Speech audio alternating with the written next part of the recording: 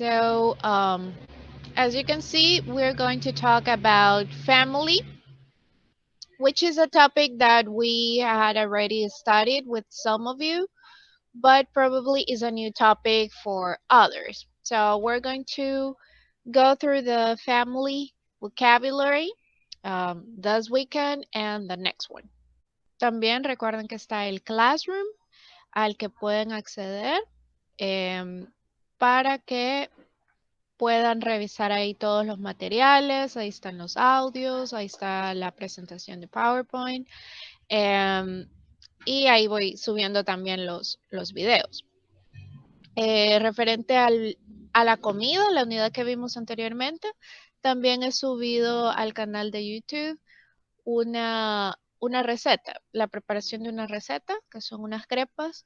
También lo pueden ver como material extra para que traten de identificar, tal vez no van a entender todo lo que se dice, pero tal vez logran identificar algunos ingredientes, algunas acciones y algunas oraciones. Entonces les va a servir de práctica también para desarrollar la comprensión auditiva. Okay? All right. So, let's start.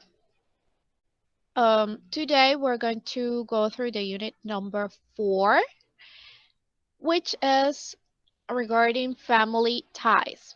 Okay, the main objectives for this unit are to talk about family, of course, and also we need to learn to ask for permission. Okay, also in regards of grammatical functions, we are going to make a review of the possessive adjectives and the possessive pronouns. We're going to make a difference between whose and the possessive as. And we're going to go through a quick review of the past tense using was and were. Okay. And then in vocabulary in general, we will check the family members and the feelings. So we're going to talk about the relationships and then our feelings. Okay? Now, do you understand the word ties? Do you understand the word ties? This one over here. Do you understand the name of the unit? Family ties?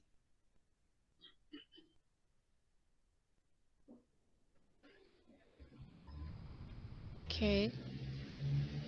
Very good. Okay. So tie puede significar lazo, puede significar nudo o puede significar también corbata.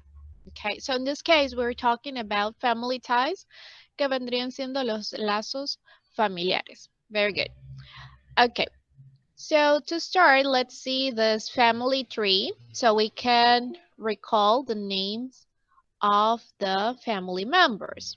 Okay. All right. So in regards of the family members, we can go as far as grandfather and grandmother. Do you understand the meaning of these words? Grandfather, grandmother? Welcome, Kathy. Okay, so grandfather, grandmother. Hello. Ajá, son los abuelos. Very good. Um, then we can see the word here, married. Married es un adjetivo. And married significa, do you understand the meaning of married? Married is the opposite to being single. Married es casado. Uh-huh.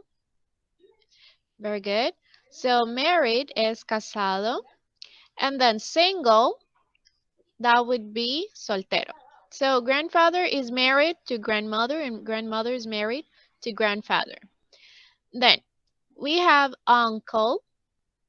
Do you understand the meaning of uncle? Tío. Okay, very good. So uncle is tío. Or we can also say our father or our mother's brother. So that is our uncle. Then we have our father and we have aunt. So aunt, what is the meaning of aunt? Tía. Very good. So we have tía. And our aunt can be married to another uncle. En inglés no hacen diferencia entre los tíos políticos y los tíos de sangre. En otros idiomas sí tienen diferentes palabras para un tío político, para un tío de sangre, para el tío por parte de mamá, para el tío por parte de papá. Pero en inglés es igual que en español. Solo decimos uncle, aunt y puede ser el hermano o hermana de mamá, puede ser el hermano o hermana de papá o puede ser el esposo de uno de nuestros tíos o la esposa de uno de nuestros tíos. Okay? So we have uncle, aunt, uncle. Now, the son or the offsprings of our aunt or uncle, those are called cousin. And cousins can be either male or female.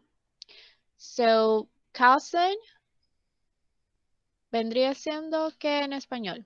Cousin? What can be the translation?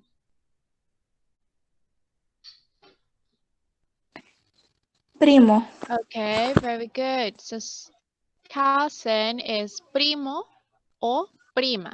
So, Prima. very good. So, in this case, cousin can work for both genders. Entonces, cousin, cuando solo hablamos de cousin en inglés, no tenemos diferencia entre si es niño o niña. It's the same word. Okay? All right. Then, we have father and we have mother. But of course, these are formal words. We can also say dad and mom. Okay? Mom and dad. Right? These are familiar words. En lugar de decir father o mother, que suena demasiado formal, que vendría siendo como padre y madre, podemos decir mamá y papá como mom a la mamá y father would be dad. Okay. The word sister and we have the word brother. Sister if it's a female and brother if it's male. So sister means what in Spanish? What's the meaning of sister in Spanish?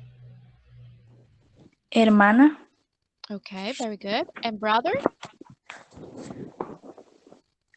What's the meaning of Hermano. brother? Hermano. Hermano. Okay, hermano, very good. And remember that we can specify whether they are younger or they are older than us by adding the words big or little. We can say, she's my little sister, indicating that she's younger. Or we can say, he's my big brother, meaning that he's older. Okay? Even if it's still a baby, we can say, she's my baby sister. Okay? Entonces, tenemos little para decir menor y big para decir mayor. Como big brother, big sister, little brother, little sister. And if it's still a baby, we can say baby brother or baby sister. Okay? All right. So far, so good. ¿Vamos bien con el vocabulario? Do you have any questions? Okay. Okay, very good. So, when our brother or when our sister gets married, then we can get our siblings-in-law. So we can have a sister-in-law or a brother-in-law. Siempre que le agreguemos esta terminación in-law, let me highlight it here, means that we don't share our blood, but we are sharing some relationship. In-law significa que están relacionados de una forma legal, pero no por medio de sangre. Entonces, sister-in-law means una hermana por medio de la ley, es decir, la cuñada. Y si fuera un cuñado, entonces tendría que ser brother-in-law. Okay. So we can add those words. Y si somos nosotros quienes estamos casados, entonces para decir suegro o suegra, how do you think we can say suegro, for example? ¿Cómo se diría suegro? ¿A qué palabra le vamos a agregar el in-law?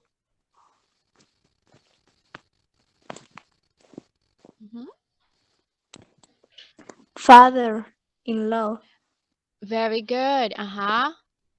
Entonces, un suegro se convierte en nuestro papá por medio de la ley. So, we say father-in-law. ¿Y suegra entonces cómo sería? Mother-in-law. Mother-in-law. Very good. Ajá, entonces dependiendo de el parentesco, así solo le agregamos in-law para especificar que estamos hablando de un parentesco por medio de la ley. So we have sister-in-law, we have brother-in-law, we have father-in-law, mother-in-law. Okay, very good.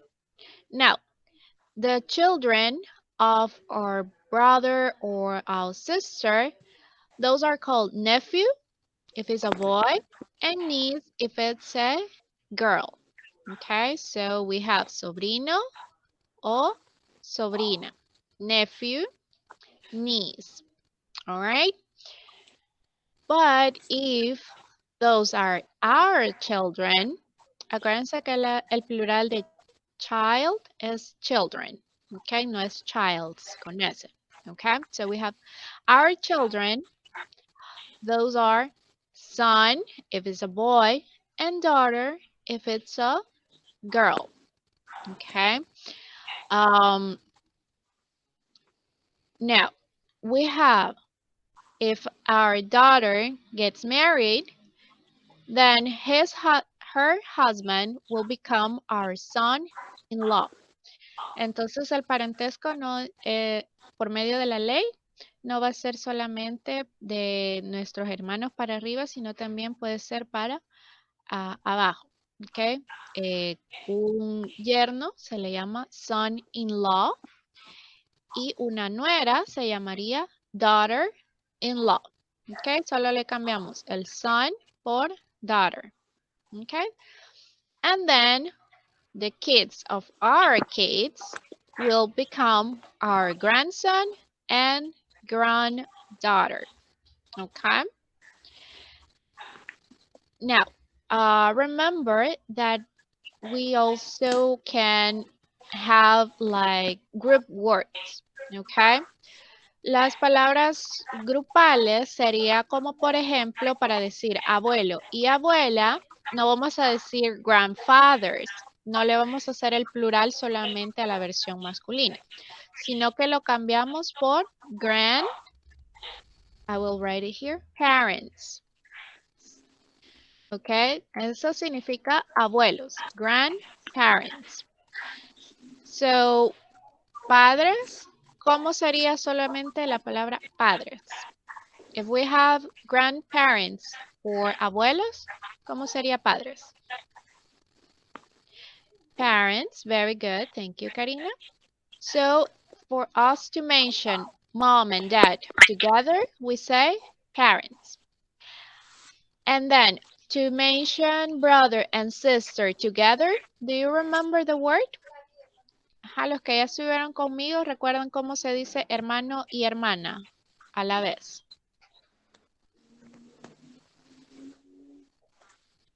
Okay, we say siblings.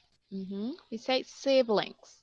So siblings include boys and girls, brothers and sisters. Okay? All right.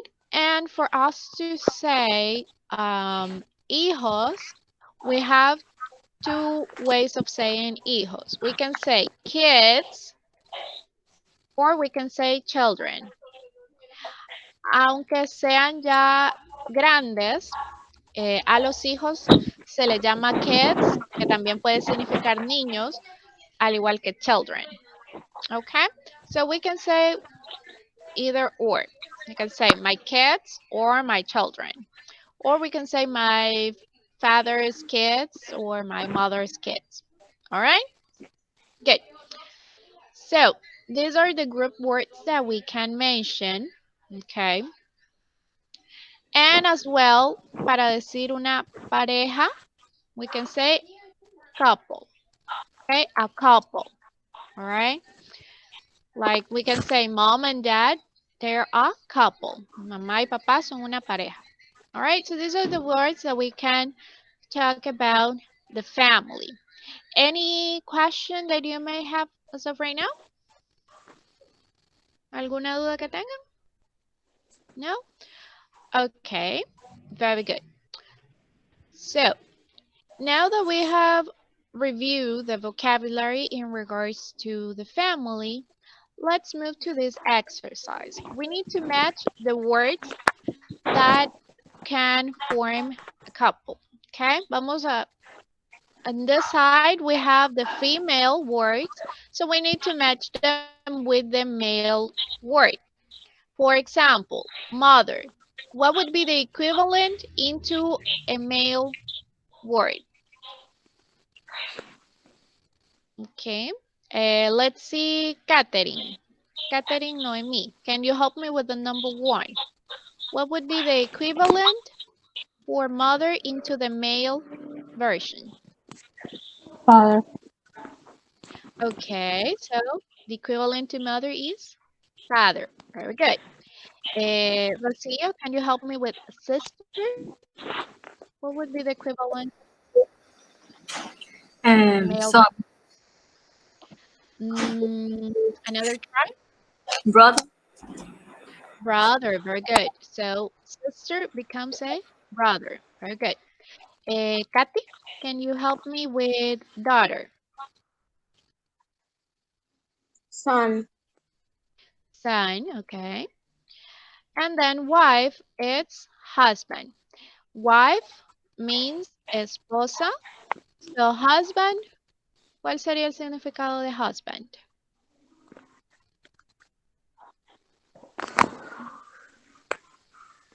Marido.